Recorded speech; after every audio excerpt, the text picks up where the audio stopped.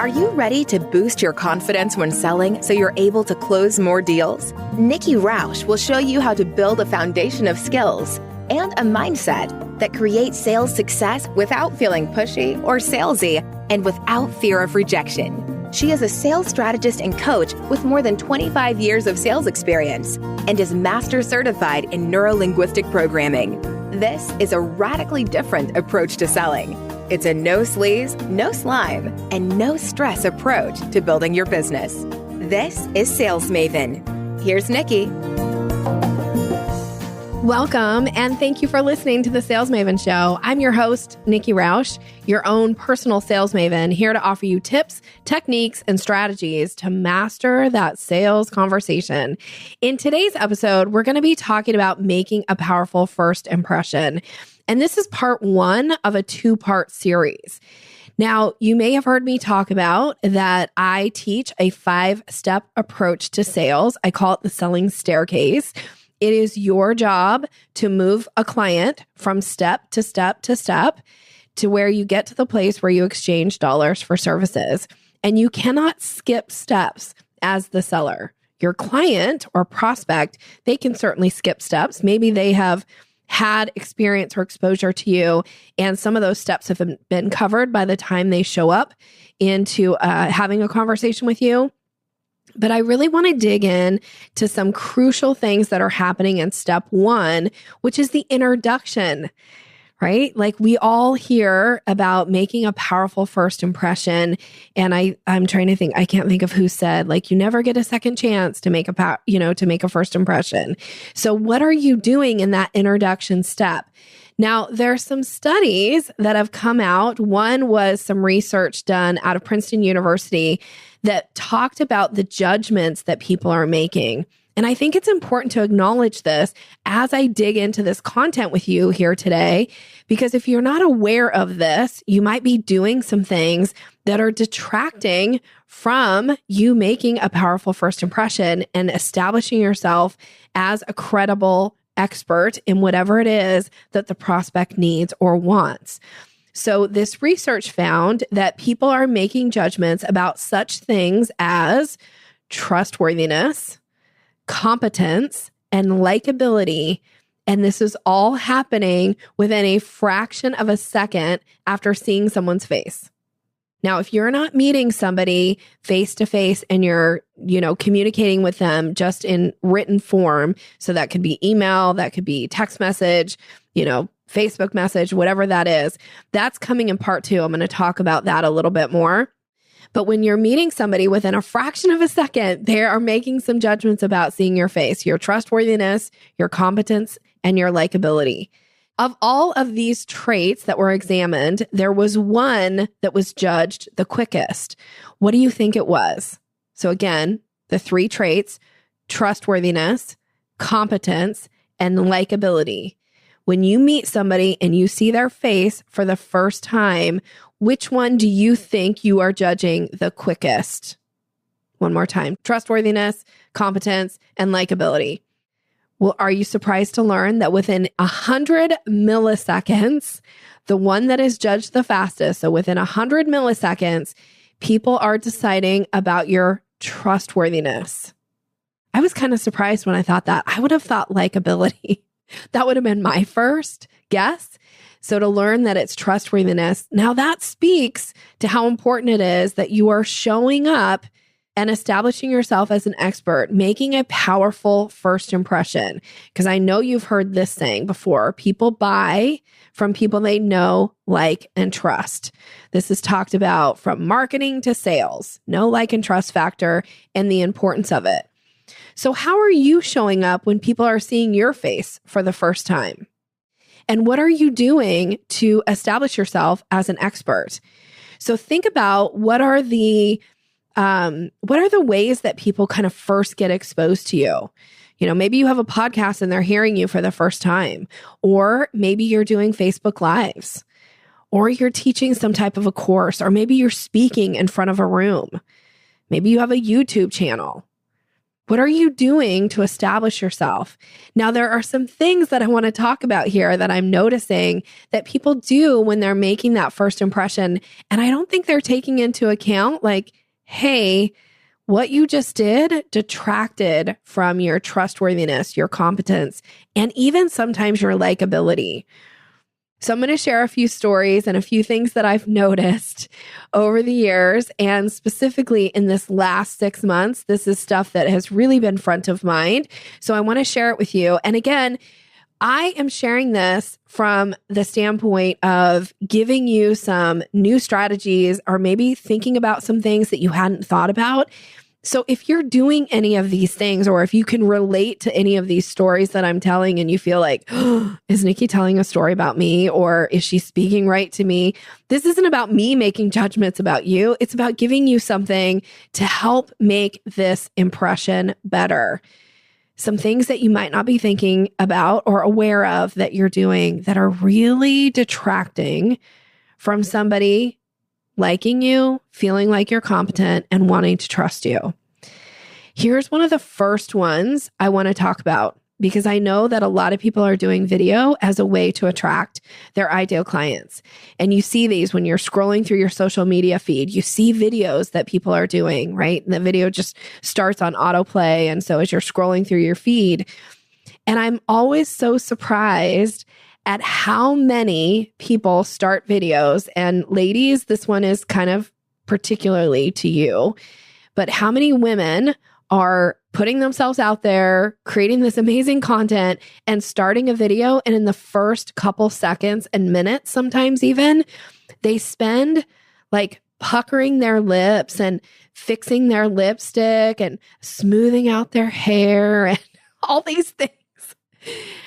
Like, you didn't know you were going to be on camera. You didn't know that you hit play or start and you're on camera and you're puckering your lips and you're smoothing out your hair. What? Why? Be camera ready before you hit start, before you hit play. Have a mirror sitting by you, right? Or like put your phone on selfie mode and look to see, is there something you need to fix before you hit play or start? Because if you're recording and this is video that's going to be out there, do you want the first impression that people are getting of you is that you are not prepared, or that you're more concerned about how you look than the content you're delivering? So none of this, no more of this. It's so unnecessary. And it just takes away from that ability for you in that introduction phase. I'll tell you, I'm not a big fan of watching video anyway. Like I just personally don't enjoy watching people on video. And I do video too. So just to be really candid and forward here, I do video. I do webinars every month. I do a free webinar monthly. And I teach over Zoom constantly and I coach over Zoom.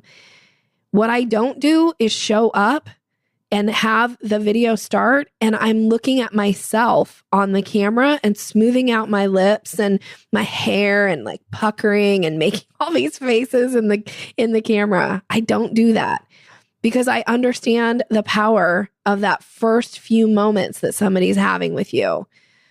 I have somebody that every time I get on the phone, she spends the whole time that we're talking, not on the phone, sorry, on camera. So we meet over Zoom or we meet over some type of a video platform, and she spends the whole time playing with her hair and like fixing her hair. And so I will say, I don't feel like she's really even looking at me on camera. She's obviously looking at herself because that's why she's fixing her hair constantly. Now, it might be a nervous habit, but it is so detracting, and distracting to me as the person. So if somebody's paying you money or if somebody's showing up to learn from you, that's not the impression that you want to make. This isn't helping in that introduction phase. This isn't going to help move you to step 2, which is creating curiosity. So a few stories that I've had. I love to tell stories. I love when people do things that I can then use in a sales tip or use as a teaching story. And oftentimes these stories are about me too, and my own things. Like I make plenty of my own mistakes. So again, if you're feeling like, oh, I think Nikki's talking about the video that I just posted on Facebook, I'm probably not speaking directly to you. You might be the person I have in mind, but probably not. It isn't about like shaming you or trying to make you feel bad. It's just about giving you some information so that you can do better next time. So don't go take the video down. Just do better on the next video. I once showed up on video with somebody and she was eating and we were recording. Like we were recording something and she was eating. And all I could think was like, wow, I don't feel like she was prepared for this meeting. It felt super awkward and weird. Like, should you show up eating? I remember when I was in a mastermind, one of Natalie Ekdahl of BizChicks, one of her masterminds, and this one was run by Shelley Warren. Shelley had some like kind of etiquette stuff that she talked about on the video I thought it was really brilliant. She said like, no eating for during our masterminds, leave your pets out of the room because that can be super distracting to other people. Like, yes, you love your pets, but we don't want to all see your cat walking across the camera over and over again, or your dog in the background barking. Like she had all these little things. There were probably more, but I remember the eating and the pet one that I thought was so brilliant. It's like, okay, we're professionals paying, good money to be here. Let's make it count. And there are other people on this call. So yes, you might like to have your pet in the room with you, but if somebody's paying you money, like, is that okay? Probably not. So pay attention to this thing. Years ago, one of the positions that I held in the corporate space is I worked for Hitachi America. And when I worked for Hitachi, one of my main roles at that manufacturing level was to go out and support our distributors and our dealers that would sell to the end customer. And the biggest procurer of technology in the world is the education market.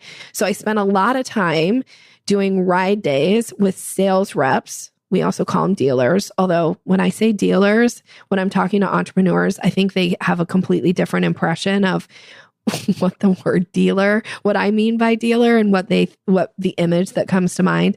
So I'm going to use sales reps here, but we would go out and we would do ride days with our sales reps.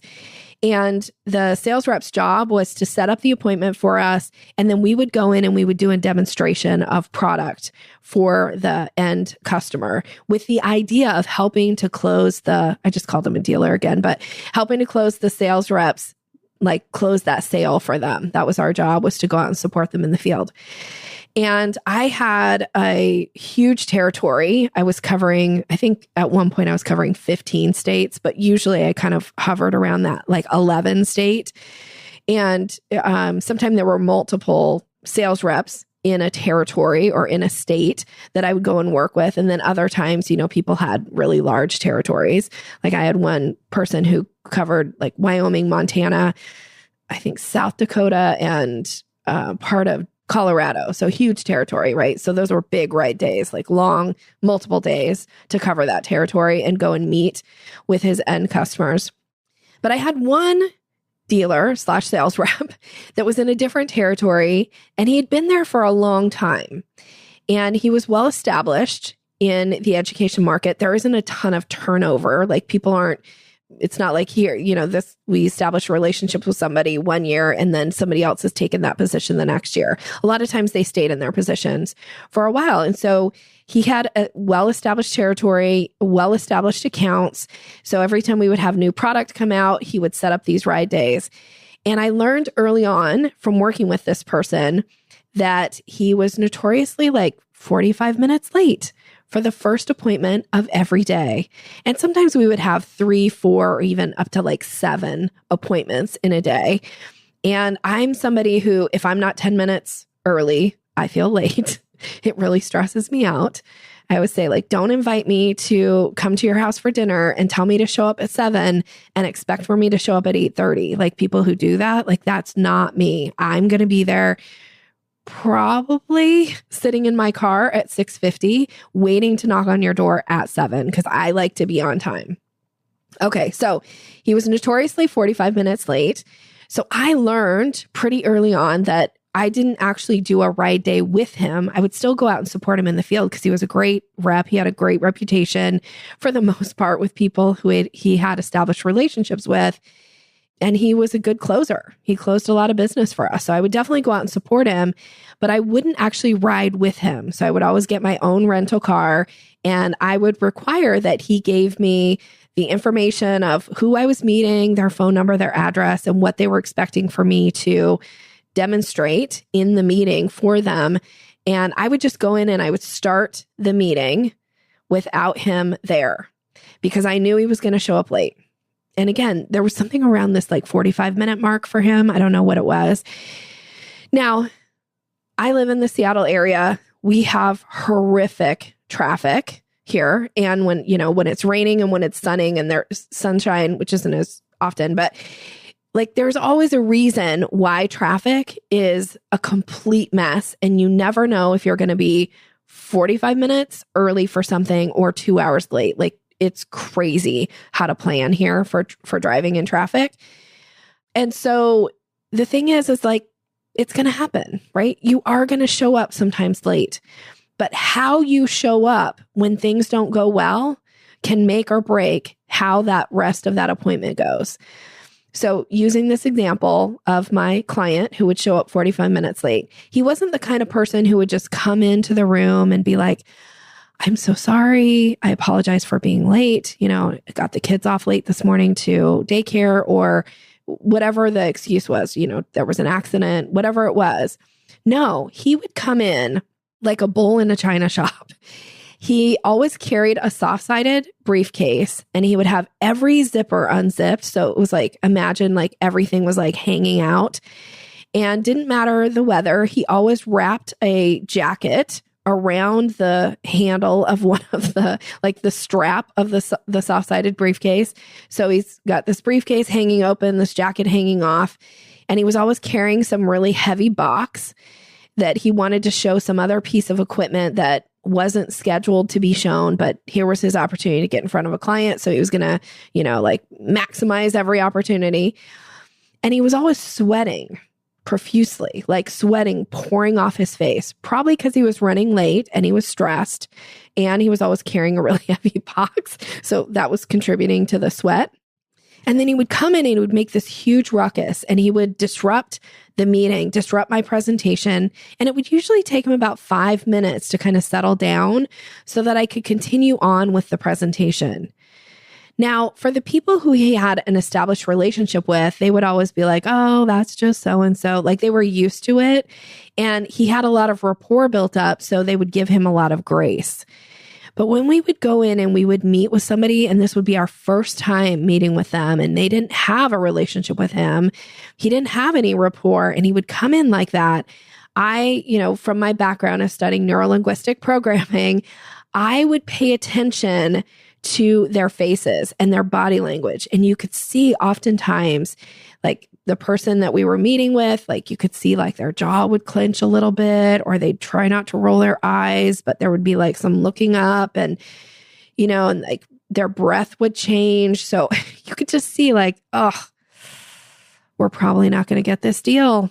I'm going to have to go find another sales rep from another company in this same market and try to earn this person's business back because he probably just cost us this business based on the way he would show up in his meetings. Now, hopefully that's not you.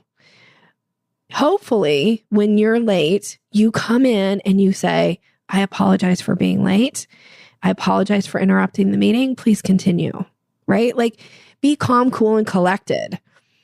My biggest frustration with him would always be like, why can't you just you're already late. Take 2 more minutes, go into the men's room, zip up your briefcase, wipe the sweat off your brow, and then come in like calm, cool, and collected. Do something to manage your internal state so that you're not the bull in the china shop. My NLP teacher used to always say, Nikki, be the swan. When you have those moments where things are not going well, be the swan. Because the swan glides, across the top of the water and just barely making a ripple. so elegant, so like relaxed. Now, underneath the water, the little swan's feet might be paddling like heck, but be the swan. What people see on the outside, be calm, cool, and collected. He was always the bull in the china shop. So are you the bull in the china shop when you're showing up in your meetings, especially when things haven't gone well? The morning didn't go well. You spilled coffee on your shirt, or, the kids were late, or, forgot their lunch, whatever it was. But how are you showing up on your meetings? And that's whether you're showing up on Zoom or face-to-face, because people are making judgments about you. So be ready, be prepared. Take that minute or two to calm the waters. Make sure that when you walk in, that you start off with making as powerful of a first impression as you can possibly make. Even if it isn't the one you want, establish yourself in some way of I've got this. So here are a couple things that I want to talk about around first impressions, some tips and techniques for you on how to make that opportunity to make a powerful first impression so that people are interested. They're going to go to that next step with you. So one tip for you is to pay attention to the demeanor of the person that you're meeting. Are they somebody that, is real outgoing? They're, moving their hands a lot. Maybe they don't want to shake your hand. Maybe they want to hug you, but pay attention to their demeanor, because one of the things you want to do is match the other person. You don't want to be the person that is totally opposite. And even if that feels a little awkward to you, if your kind of go-to is a little bit more reserved, okay, I'm not asking you to match 100%, but be willing to pay attention to the other person, because that will usually give you an indication of their preference. What's their preferred style? The other one that I want to share with you, and this is actually one of my favorite tips for in-person meetings and how to use this to establish a powerful first introduction, that first impression. It has to do with the expression on your face. So I started talking about this research out of Princeton University. So I want to share with you that there is kind of it's a spectrum. So imagine a spectrum, one side is going to be all one way, and the other side is going to be all the other way. But there's an opportunity to move within the spectrum. You don't just have to stay in one place. And again, back to the expression on your face. One is a smile, right? And how big of a smile? Usually I try to gear that based on the other person's expression. But a smile is something that usually indicates you're friendly, you're approachable. So use that in that very first couple of seconds. Use that smile. Now, when you're talking about who you are and what you know and what you do, that's where you want to have a more neutral facial expression, because a neutral facial expression is often perceived as more credible. I used to think about this in the first kind of 2 minutes when I would meet people, is what was going on with my face. And I learned this not until I was in my 30s. And I learned this from my NLP teacher. And honestly, this was the tip that she gave me the very first time I took a course with her, which was a storytelling class, and we were in the Redwood Forest. It was amazing. But she offered to do some coaching with those of us who wanted to really kind of hone our storytelling skills a little bit more. She offered to do some coaching during the lunch break, during one of the days of the workshop. So I'm a lifelong learner. I love to be coached. When you have to have my permission, by the way. So I don't like to be coached by people who don't have my permission to coach me. But in this case, she absolutely did. So I stayed at lunch, and it was my turn to get some coaching. And I stood up and I started telling my story that I had been practicing. It was a fable that I was telling. So I start the story, and she stops me just about less than a minute in. And she said, "Nikki, do you realize that when you speak, you smile the whole time?" And I was like, "Yes, because I'm friendly.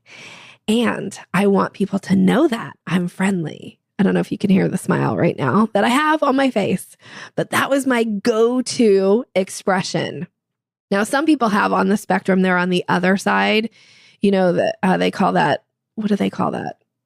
RBF?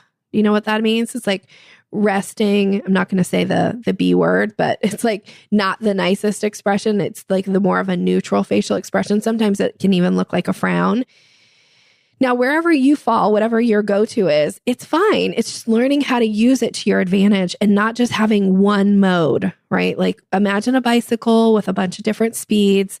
We don't want to just use one gear the whole time. We can actually change it up. So when she pointed out to me that I smiled the whole time, now there's a reason why I was smiling the whole time. And of course, she doesn't know this, and I'll share it with you, but most people wouldn't know this about me, but I was raised by my father. And he's not really a big fan of women. And I have 3 brothers, lived with, my dad, my 3 brothers. Women weren't highly talked about or thought of in my house. And in order to get along in my family, I learned that being pleasant was what was expected of me. And that meant to have a smile on my face. And I often got told if I didn't have a smile on my face to smile.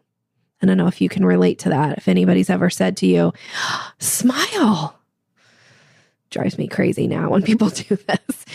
But so that's kind of how I grew up. And so I thought smiling was the way to express that, like, oh, I'm friendly, I'm approachable. And she said to me, back to my NLP teacher in storytelling, she said, now, I want you to start from the beginning of your story, but I want you to relax the muscles in your face and let's see what happens. Now, there were other people who also stayed behind. So they were getting to witness this coaching and also, were the audience when I was practicing my story. So I start again and I get a minute in and she stops me again and she turns to the group and she goes, how was that? And every single person who was there that day was like, oh, so much better, so much better. That when you're talking about something that you want to be seen as credible, to relax the muscles in your face and not be smiling the whole time. So I was so hooked on this little tip that I went right back into work the next week. And I had flown and gave this huge presentation to a lot of people. I don't remember how many people that were in the room, but there were a lot of them. And one person at the end came up, and there were multiple people presenting this day, demonstrating their products. And I was just one of them. And one woman in the audience came up to me afterwards and she said, you were the most credible person when you spoke. And I was like, oh, I think that's because I didn't smile the whole time. I've learned now. So when I'm first meeting somebody and I'm making that introduction phase, I am going to smile initially, but then when I start talking about who I am and what I do, I relax the muscles in my face. And maybe you can even hear the change in my voice. It's the difference of saying, like, we'll see if you can hear it. I'm smiling right now when I say, I'm Nikki Rausch. I'm a sales coach. I teach people how to have better sales conversations versus me saying, I'm Nikki Rausch. I'm a sales coach and I teach people how to have better sales conversations. Now, I'm also doing some stuff with my voice, which I'm sure will come up in future episodes, but I just want you to pay attention to the facial expression initially, because again, people are making judgments about you. So how can you set yourself up for success? Learn how to use that smile when you need it and learn how to relax the muscles in your face when you don't. Have that neutral facial expression. It doesn't have to be a frown. Doesn't have to be a mean face. We're not squinting our eyes or anything like that. We're just using both in the first kind of couple minutes of meeting somebody. So when I want to be seen as approachable and credible, and when I'm asking them questions about themselves, I'm probably going to have more of a smile on my face. But when I'm talking about me, who I am, what I do, the benefit that you get from working with me, I'm going to relax the muscles in my face and then see what happens. So again, we talked about step 1, the introduction, and this is when you're meeting your clients face to face. I have a part 2 coming in the next episode where I'm going to talk about some things that you should be paying attention to when you're just communicating using your words, right? Just email, instant messenger, however you're communicating with your clients. When you're not able for them to hear your voice and see your face, it's a completely something else for you to think about. And then back to when you're doing your videos, be paying attention. Show up ready. Show up ready.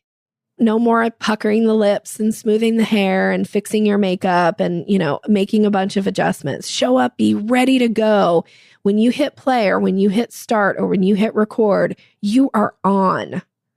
And as a matter of fact, I learned this years ago also because I was traveling so much and I was going into customer locations to do demonstrations and put on presentations, that I started deciding that from the time I left my hotel room until I got in front of the client that I was presenting to, that I was on. And this came actually from driving. I was driving to a location to give a presentation one time, and somebody cut me off, like blatantly cut me off. Now, maybe they didn't know it, but it felt really aggressive, like a very aggressive cutoff. And my first initial reaction was to honk and, have a kind of something to shout out because it surprised me, shocked me, and scared me, frankly. But for whatever reason that day, I held back. I didn't have like a huge expression. Like I just okay, give them grace. They probably didn't mean it.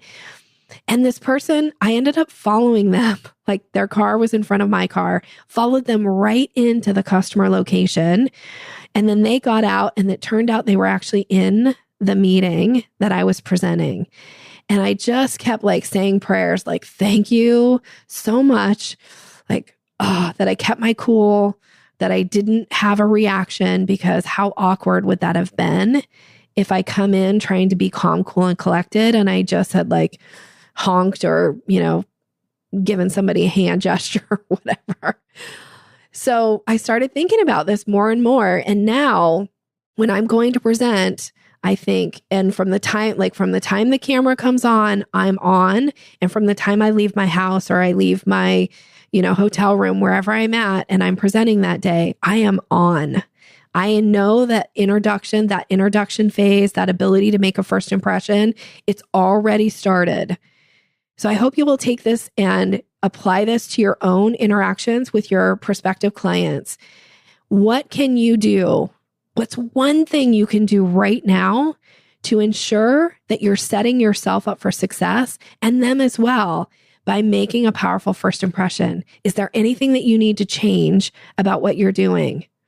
And what are you going to change? I'd love to hear from you. Reach out to me. You can email me. You can contact me through my website. I would love to hear what's one thing you're going to do as a result of listening to this episode.